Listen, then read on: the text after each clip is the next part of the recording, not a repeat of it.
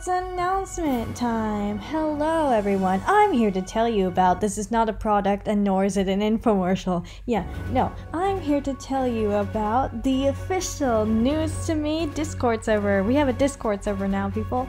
And the first 5 members to join after the video goes up will have their names featured in the end of each upcoming News to Me episode. This is like an infomercial. Call now and you get...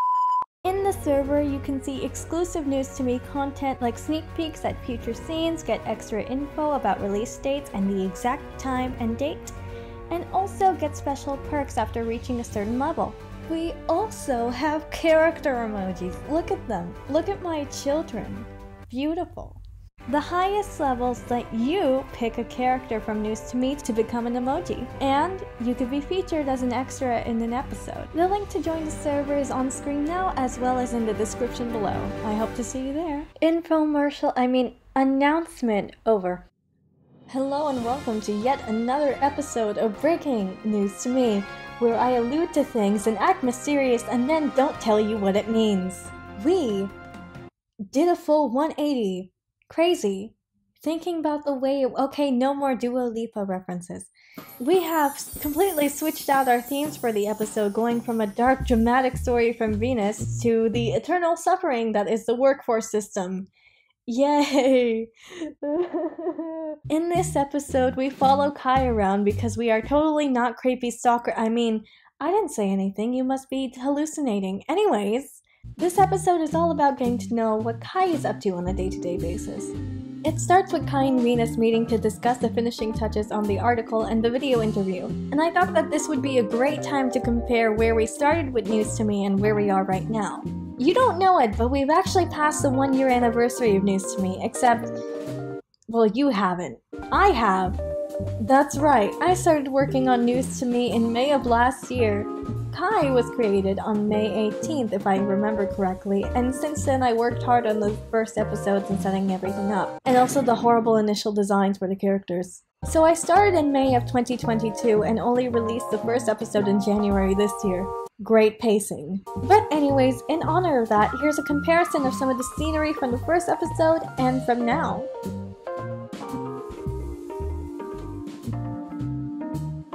Pretty cool, right? Probably not. Okay, I need to stop getting sidetracked every episode. After Venus meets with Kai, he sends her a message to let her know the article was published along with the interview, and she has to hang out. Something I wanted to point out in this scene is she hesitates.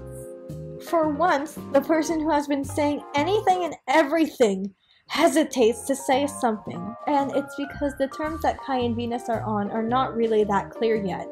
They both know a decent amount about each other, more than acquaintances or a stranger would know, but nothing has really been solidified, like no one has verbally said, I'm your best friend now. I won't talk too much about this though, because we'll save that for next time, if I remember. I think there's just several things I've forgotten to address throughout all of the breaking news to me's. Speaking of which, I forgot a whole segment on characters design in the last episode. I don't know if I accidentally cut it or just flat out forgot to record it, but we'll get into that here too because I think it was pretty good. Other things I wanted to mention, I remember I said Venus had some savings from someone who I didn't tell you about. Well, now I can because you just got her sad backstory. Wow. She inherited some savings from her grandparents, the majority actually. Thus she is able to live off of that for the time being. Venus's family was not short on money by any means. Scarlett Celestine, Venus's mother, also came from a wealthy family, so they knew what wealth was like. Which is why she kind of dresses like a rich lady, but you know, she's not and she's buying sandwiches from the convenience store. Oops. But we'll talk about that more later. In Breaking News to Me number 2, I mentioned that there was a character on a bottle I couldn't tell you about. That being Mary Michelle. So technically this is a sneak peek of her design. I imagine she did a collaboration with this drink brand. A majority of the episode is quite straightforward, so let's talk about the new characters we've met. First we've met someone called Un, which I'm not pronouncing exactly correctly according to the alphabet, but it sounds better as a nickname this way. His full name is actually Jaeon Hunter. As you can guess, the name is derived from Korean culture. In the episode, however, he's only referred to as Un, The reason for this being is because it's a nickname of his. It felt like he was the type of person who might be introduced by his nickname instead of his full name. It's also because I'm really bad at planning things in advance and couldn't pick a name and only knew one part of the name I wanted. So yeah, he'll probably be referred to as Jaeon from now on, but we'll sprinkle in some uns every now and then. Please excuse my pronunciation when I say it like in English. The first half of his name means talent and ability, and the second half means kindness, mercy, and charity. His last name, Haner, means sky. The meaning of names in Korean is determined based on which hanja they are derived from. Hanja is the original Korean writing system, which was derived from Chinese characters as opposed to Hangul, which is the current system. Hanja literally means Chinese character in Korean. Anyways, mini language lesson over. Jaeon is the director of the film department, thus the camera. So he deals with filming all the interviews, but he didn't film for Venus's interview, but usually he films all of them. Like for example, at the very start of News to Me, Kai is being interviewed. The person filming this interview is Jaeon, which you can tell by the green dialogue. But as you can see in the info box for his character introduction, he's also been helping the writing team lately. Also, the music that's playing in this scene is the same as when we first have dialogue from Jaeon. I wanted Jaeon to feel a bit carefree, but he's also very much an overthinker. His design has that soft, warm feel, but with a slight edge from the dark eyelashes and piercings. Also, he wears eyeliner, I just thought that you should know. The stone on his jacket is an emerald, which symbolizes royalty, wit, eloquence, and foresight. Which is not to say he is actually any of those things. In fact, he is neither royal nor eloquent. I'd see him being more of a klutz if anything. He probably just saw it and thought it looked cool. That's the thing about character design though. Sometimes characters wear specific things for specific reasons, like Kai's tie clip. And sometimes it's just because they saw it and they were like, wow, this looks cool, aka I thought of it and I was like, this looks cool. Anyways, he also has little patches on his shoes, a star, a circle, and film tape, since he's probably really into cinema. Aside from that, he also has some letters on his shirt which spells out D3N, which is the initials from the band I'm in, Danish. It has some other meaning, but it's a personal one so I won't really explain it here for privacy reasons. Anyways, this was the first sketch for Jaeon. His face is kind of funky because for some reason I thought it would be a good idea to render his face in the sketch. Debatable decision. Also, sorry if you liked his face before, you'll have to mourn the loss of that character design because I thought he looked too much like Kai. I need to make sure they don't all have that same face, and that means not everybody gets narrow, slick eyes. He got the puppy dog treatment. I struggled with designing him at first because I just could not visualize this guy, I swear. And I felt like a lot of my sketches, which are not really showable because they are so ugly, they're more scribbles than anything, were too similar to Lance. They are both relaxed characters, but still quite different. Also, it's completely and utterly canon that Jaeon had an emo phase. Okay, on to Albert Lawrence. I was very proud of his design even though it's a little bit over the top. Who cares? My inspiration for his design was quite literally Victorian child. I can't explain why or how that was my first thought when designing him, but my brain thought of his name and I was like, Victorian child. Anyways, here's the first sketches of Lawrence. At first I was thinking of a closed blue coat, but then I realized that this is just a fancy police officer, so I scrapped that, especially since Detective Selena already has a closed coat. I experimented with the closed coat in gray as well, but ultimately decided not to do it because I was ecstatic with the idea of the coat over the shoulders. I like coats over shoulders. I think it's a good fashion trend. Is it practical? No. Can I do it? No, it's gonna fall off of my shoulders, but I like it, okay? I think my favorite part is the pop of red in the back of his coat. It reminds me of Howl from Howl's Moving Castle. The crystal brooch he wears is apatite. And I tried to draw little wolves on the buttons on his vest, but it's a bit too small to see.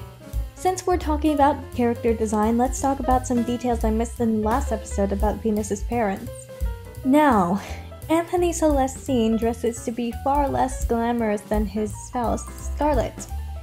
The reason for this being, I imagine Scarlett comes from a relatively wealthy family. I don't know if I'll be mentioning this in a future episode, so I'll say it now. Her father was actually a pilot, so she was always very comfortable when it came to money. And of course, when they gained riches from their newfound, very not legal occupations, she was keen to spend on herself. Anthony, on the other hand, does not come from money. In fact, we don't know much about where he comes from aside from his parents. So he's far more conservative with money, and less willing to splurge on things like luxurious clothing despite having the funds to do so. Now, I'm sure there's something you've all been wondering. Dinesh, how do you plan to address the sudden changes in the faces of Kai and Venus? And that is a fantastic question. I don't. You know, a haircut can change your whole facial structure. Okay, now we can get into Easter eggs.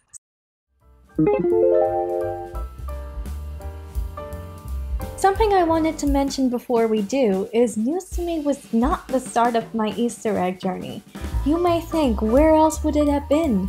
Oh, I have always loved Easter eggs and sneaking them in. I just never got to talk about it for 15 minutes straight. All the way back into my Gacha Life days. The biggest examples of this is the Money on My Mind music video I made, and also the Haunted music video I made. But I've always loved putting Easter eggs in my videos. Okay, enough blabbering, time to get to actual Easter eggs. On Kai's laptop, you see a sunflower sticker. This was a gift from Lance, who seemingly loved sunflowers, so it represents him. You can tell he's not usually one for stickers because it's the only one on there. Also, Kai's office background has been redrawn, or drawn, since it wasn't drawn before. I didn't own the original image, so I drew my version of it. When Kai goes home, we get a glimpse of his closet and we can see the sweater he wears in episode 4 from when he was younger. And then we see a coffee cup with Cafe Danish on it. It's not necessarily sponsored, but I showed the scene to them and they were like, hey, you have a mug in there. What if? It would be really cool if you put their logo on there. And I was like, no. And then I did it anyways. But it also shows how Kai unwinds after a long day. Coffee or tea if you would like to sleep well. And a book, generic but effective. The book title is What Your Name Means to Me, and I think names are a very interesting literary device. Because name meanings can change so easily for someone. Someone's name can make you happy at just the sight of it, and some names bring back pain in an instant. For some reason, I recorded this part of the voiceover like I was accepting an Oscar award or something, so let's just go with that theme. I think it'll be funny. Thank you. I'd like to quote a Taylor Swift song for this, and you can't stop me because it's my video. Seeing the shape of your name still spells out pain. Closure is underrated, I'm telling you. But anyways, it also relates to how Venus feels about her name. It changes a lot. Anyways, then we see Venus experiencing the pain I feel every morning after I realize I have responsibilities and I can't sit in bed all day and not feel bad about it. That aside, the plushie she has next to her is based off of a popular Shiba plushie, which my sister happens to own. And also which my mother may or may not have taken ownership of because it's soft and nice. I am also being told that the phrase taking ownership is not one she likes, so I'll say gifted, bestowed, congratulated with. And in Venus's closet we can see 2 of her other coats instead of 1. Ha! Attention to detail! She does have 2 different coats in a very similar style. The coat without fur appears in the first episode, and we see the full-fledged coat in the second.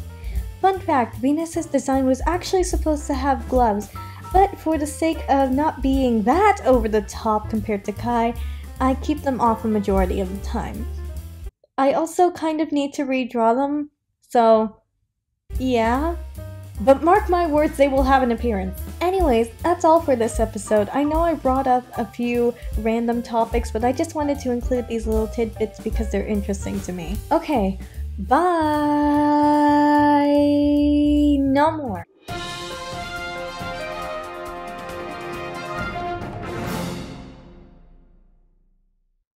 Hello and welcome to yet another— dang it, really right at the start? Okay. I struggled with designing, great.